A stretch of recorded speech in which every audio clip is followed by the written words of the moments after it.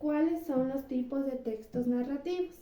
Los tipos de textos narrativos son el cuento, leyenda, mito, novela, poesía épica, crónica, noticia, reportaje y biografía. Vamos a empezar por el cuento. El cuento es una narración breve que no contiene muchos personajes y desenlace rápido. A continuación les voy a dar un ejemplo sobre cuento, el cuento de la Caperucita Roja. Había una vez una niña que vivía con su madre. Su madre le pidió de favor que fuera a dejar una canasta de frutas a su abuelita que estaba enferma. Le dio indicaciones de cómo llegar. Le dijo que se vaya por el camino más largo, pero Caperucita Roja no le hizo caso y se fue por el camino más corto. Ella no se dio cuenta que tras de ella iba un lobo. El lobo le preguntó: ¿a dónde vas? Y Caperucita Roja respondió: donde mi abuelita. El lobo, como era astuto, él desapareció y se fue corriendo a vestirse con la ropa de su abuelita. Al final el lobo no consiguió lo que quiso, porque llegó un cazador que le atrapó. La leyenda es una narración de la mezcla sobre algo real y sobrenatural. Un ejemplo de una leyenda es el de Cantuña. Él era un joven indígena que iba a construir la iglesia de San Francisco de Quito. Él tenía que entregar la fecha acordada, pero él sabía que no lo iba a lograr. Entonces hizo un pacto con el diablo, que si el diablo le ayudaba a construir en la fecha acordada, él iba a dar su alma al diablo. Entonces empezaron a construir varios diablitos la iglesia, pero a ellos se les olvidó el último ladrillo. Entonces eso fue lo que salvó a Cantuña, que él no entregara su alma al diablo. Del mito. El mito es una historia de corte fantástico que explica el origen del lugar o suceso. Un ejemplo de un mito sería la laguna de Colta. Había dos señores que fueron llevando una paila que tenía 4 orejas a los lados. Como era bien pesada, ellos se detenieron y le pusieron en un lugar para poder descansar. Un poco que ellos descansaron, se despertaron y vieron que de la paila salía agua, en donde ahí se cuenta que se formó la laguna de Colta. También dicen que a las 12 de la noche sale un toro a bañarse. Ahora vamos a hablar sobre la novela. La novela es una narración ficticia que es más extensa y compleja que el cuento. Un ejemplo de una novela sería La esclava Isaura. Ella era una muchacha que nació en una hacienda y era protegida por la ama donde ella vivía, pero una vez la secuestraron para venderle para venderle como una esclava. En eso le compró un joven que era rico, que tenía una hacienda. Ese joven ya era casado, tenía esposa, pero él se enamoró de esa esclava. Pero ella no le correspondía porque su corazón ya pertenecía a otra persona. Esto nos relata que cómo era antes el tiempo, que antes existía la esclavitud, hacia las mujeres, el maltrato, en donde ella luchó porque los derechos de ella y de todos los esclavos se haga justicia y puedan ellos también ser libres. Al final todo, ella luchó y todo, donde consiguió que la esclavitud ya no existiera. Y finalmente ella se encontró con el amor que ella siempre quiso y se casaron. Ahora vamos a hablar sobre la poesía ética. La poesía ética es la narración de hechos legendarios, reales o ficticios. A continuación les voy a dar un ejemplo. Draw My Life, La Odisea.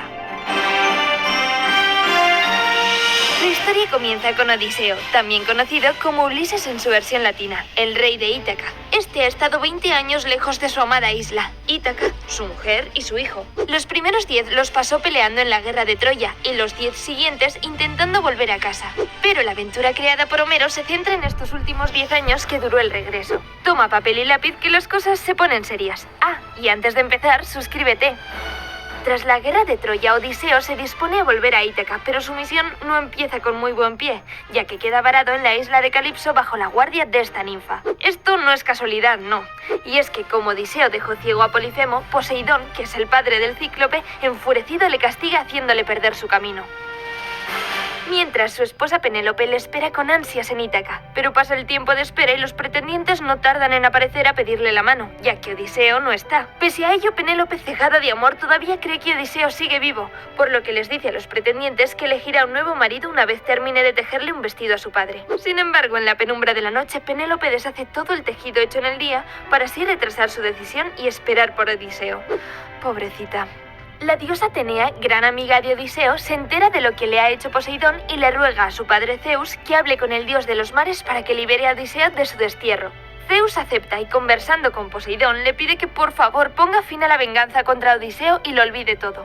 Zeus, para garantizar la palabra de Poseidón, envía a Hermes a la isla de Calipso a supervisar que Odiseo vuelva sano y salvo a Ítaca. Mientras tanto, Atenea vuela a Ítaca en busca de Telémaco, hijo de Odiseo, para contarle sobre su padre. Atenea toma la forma de Mentor, mejor amigo de Odiseo, y le dice a Telémaco que Odiseo sigue vivo y que debe reunir a un equipo para navegar hacia Pilos y Esparta en busca de más información sobre su padre. Penélope, preocupada por su hijo, teme que este tenga el mismo destino que su esposo, pero Telémaco le asegura que estará bien, y antes de irse reúne al pueblo para expulsar a los pretendientes de su madre, en un intento de protegerla ante su ausencia. Resentidos, los pretendientes entonces comienzan a planear una emboscada para cuando vuelva Telémaco. Telémaco entonces comienza su viaje. Hace su primera parada en Pilos, donde lo recibe Néstor, el rey. Allí Néstor le cuenta a Telémaco que no tiene noticias sobre su padre, pero que ha escuchado historias del retorno a casa de otros héroes después de la guerra de Troya, por lo que le recomienda que se dirija a Esparta y hable con el rey Menelao. Telémaco, junto a Pisístrato, hijo de Néstor, se encaminan a Esparta y allí Menelao le recibe con su esposa. Ellos le cuentan a Telémaco que les han llegado noticias de que su padre está vivo y que la ninfa Calipso lo tiene raptado en su isla desde hace 7 años. ¡Chan, chan, chan!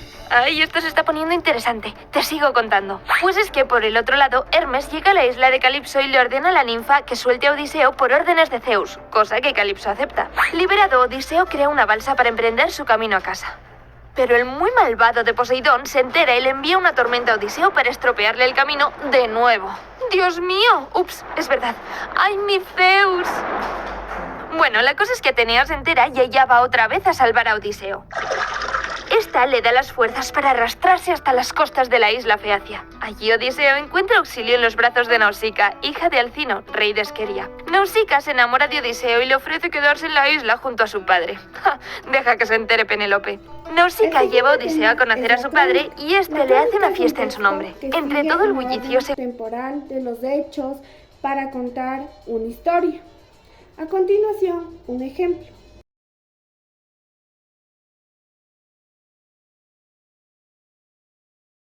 Sí, veamos las crónicas de Indias, lo que se llamó los viajes de Colón. Escuchen bien esta introducción y no me digan que es raro como hablan, desde ya les anticipo que es castellano antiguo. Yo siempre leí que el mundo, tierra y agua, era esférico, en las autoridades de experiencias que Ptolomeo y todos los otros que escribieron de este sitio daban y demostraban para ello. La podemos definir como un texto periodístico, de periodismo literario, que cuenta con la interpretación del autor y que está redactado desde el lugar en el que han ocurrido unos hechos que pueden ser noticia. A continuación, vamos a hablar sobre la noticia. La noticia es un género periodístico que narra brevemente un suceso o algo que haya pasado.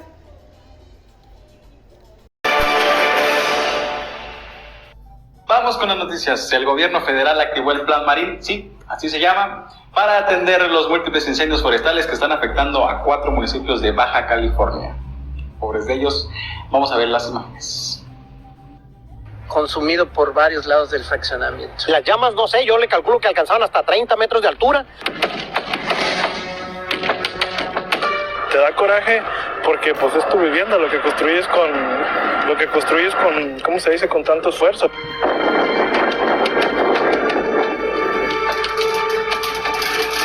¿A qué manda?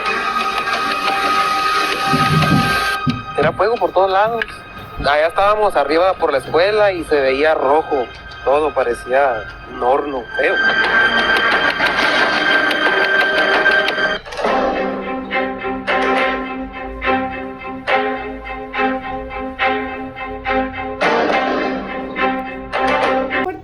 El reportaje es la investigación periodística extensa sobre una persona o sobre un hecho.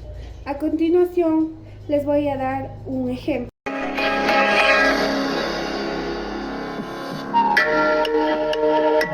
Nacidos para matar.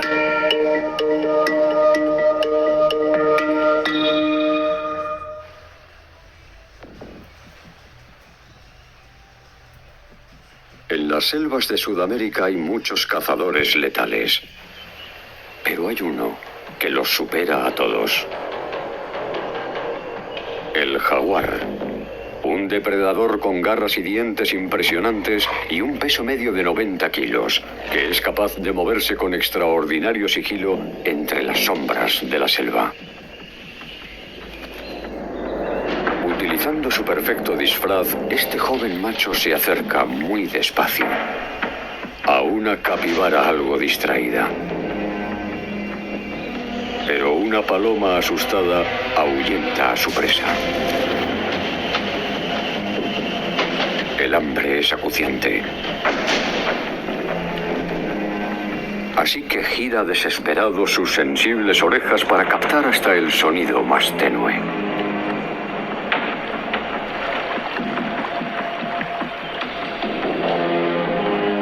Enfrentarse a un caimán en el agua es muy peligroso. Pero es una presa muy apetecible que podrá capturar con un fulminante ataque sorpresa.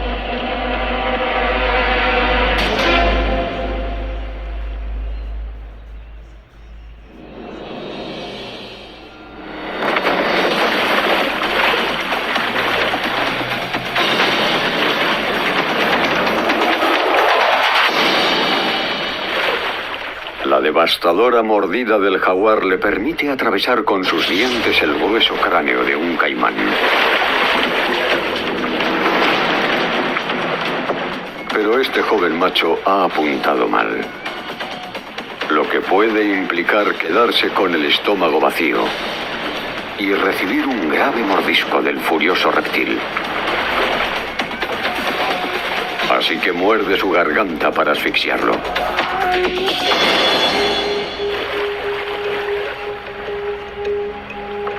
Y por fin se alza con la victoria.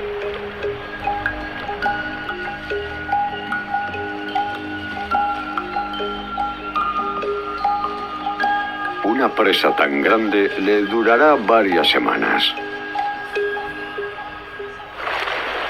El jaguar es un maestro de la Biografía, narración sobre la vida de una persona y sus momentos más revelantes. Nací en 1879 en una ciudad alemana. Cuando era pequeño, mi papá y mi tío tenían un taller en donde creaban proyectos y realizaban experimentos de la época. Desde ese momento, creció mi amor por la ciencia. Yo fui un niño solitario. Me encantaba leer y estudiar. Empecé a hablar hasta los 3 años y mis padres pensaban que tenía una discapacidad intelectual. A los 4 años me enfermé y tuve que reposar en cama. Mi papá me regaló una brújula de bolsillo y me encantaba verla todo el tiempo porque me parecía fascinante el hecho de que aquella aguja siempre apuntara en la misma dirección sin estar en contacto con nada. Siempre fui muy curioso y me gustaba saber cómo funcionaban las cosas. La escuela para mí siempre fue fácil, excepto la materia de letras. La universidad la estudié en la Politécnica de Zúrich y terminé en el año de 1900 cuando tenía 21 años y obtuve el título de profesor de matemáticas y física.